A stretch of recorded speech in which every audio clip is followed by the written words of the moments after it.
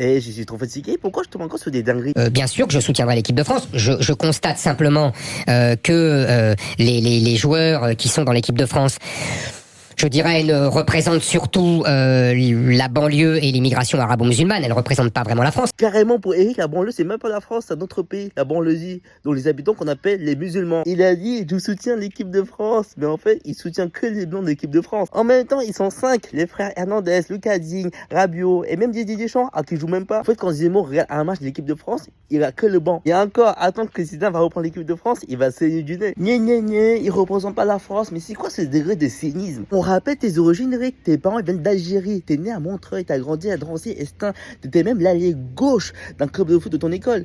Étonnant pour un mec qui vit à l'extrême droite. En gros, t'as un parcours similaire de Kylian Mbappé, sauf que toi, t'es nul. Il représente pas vraiment le français, alors que Kylian a payé plus de 260 millions d'euros d'impôts en France et a reversé plus de centaines de millions d'euros à des associations caritatives françaises. Alors que c'est vrai que toi, on prend ta photo, on montre aux Français, on leur dit, lui, il vous représente. Et ils vont répondre, non, je me sens pas représenté par Gargamel, moi. En tout cas, moi, en tant que Français, je me sens plus proche de Kylian Mbappé que d'un gars comme toi, Eric Zemmour, qui a été condamné plusieurs fois pour injure raciale, accusé plusieurs fois pour agression sexuelle. En plus, ta dernière campagne présidentielle, ça a été financé par nos impôts où tu as fini 7%. Donc, t'es nul au foot, t'es nul en politique, mais en fait, remets-toi en question, trouve-toi un vrai travail. Et 7%, ça représente pas la France, hein. À la limite, une matière grasse dans une sauce soja. On sait bien que dans les clubs français aujourd'hui, et même d'enfance, enfin je veux dire de petits, d'enfants, d'adolescents, il y a une prise de ces clubs par la jeunesse arabo-musulmane qui chasse les petits blancs. Ah ouais, il lâche rien. Il a même dû manger Pierre Ménès pour sortir cette phrase. Chasse les petits blancs, mais pour lui, les blancs dans l'équipe de France, c'est des gibiers. Ce qui est bien dans le sport, surtout dans le foot, c'est qu'on te choisit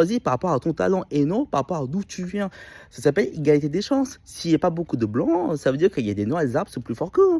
Ça s'appelle méritocratie. Nous, les Asiatiques, on sait qu'on est nuls, on va pas se plaindre. Le ballon est trop gros pour nous. On peut faire des petites balles. Et après, si on devrait appliquer cette méritocratie dans nos journalistes français, on devrait choisir les journalistes selon leur talent, bah BFM Sinus, il fermerait. Et toi, Eric, tu serais au chômage. L'équipe de France, chaque mondial, rassemble des millions de Français et quand elle gagne la Coupe du Monde, le racisme baisse de plus de 50%. Donc vivons qu'on gagne la Coupe du Monde et qu'on dégage tous ces races-là.